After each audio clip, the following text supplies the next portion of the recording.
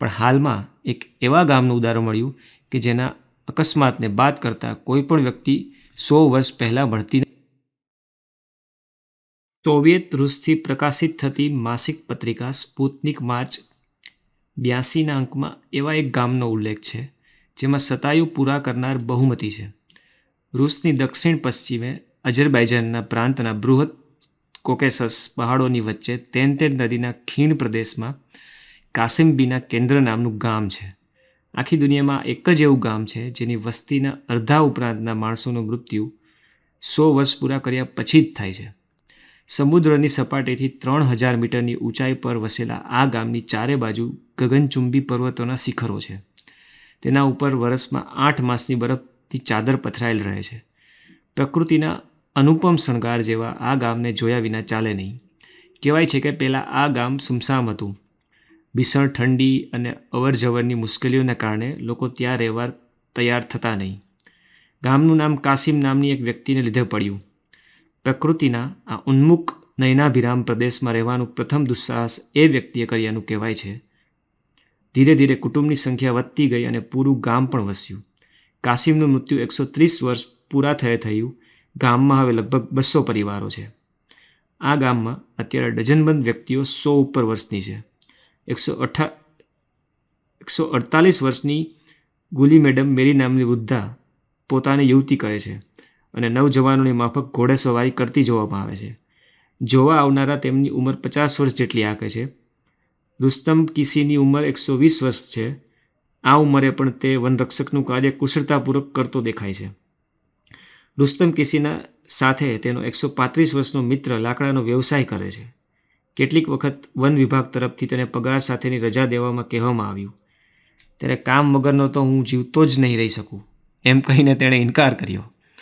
રૂસનો જ એક મખમૂદ ઇવાનજોવ નામનો ખેડૂત 158 વર્ષનો થયો છે. તેના કાર્ય, સ્વાસ્થ્ય અને સક્રિયતાની ખૂબ તારીફ કરવામાં આવી છે.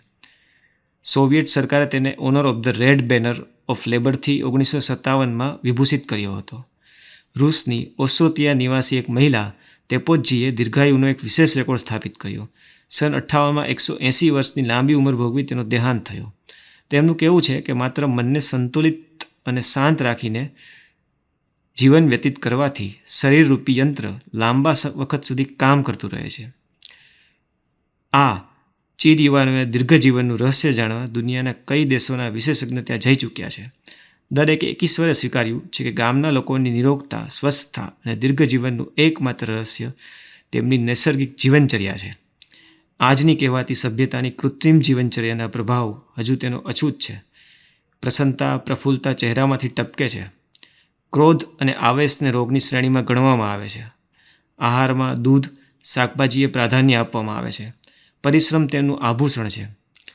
ગ્રામવાસીઓની મુલાકાતે ગયેલા એક પત્રકારનું કહેવું છે કે રોગ, દુર્બળતા અને અશક્તિના દાવાનળમાં સળગતી સુખ સુવિધાઓ યુક્ત આજના પ્રગતિશીલાઓએ જીવન કેવી રીતે જીવવું જોઈએ તેની પ્રેરણા આ ગ્રામવાસીઓ પાસેથી મેળવવી જોઈએ.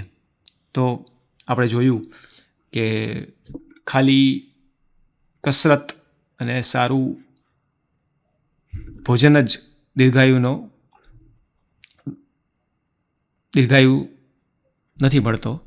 તેના માટે આપણું મન કેટલું પ્રફુલ્લિત છે, આપણા જીવનમાં કેટલી ચિંતા છે, આપણા જીવનમાં કેટલો સ્ટ્રેસ છે, એ પણ ટૂંકમાં કહેવાય માનસિક સશક્તતા અને માનસિક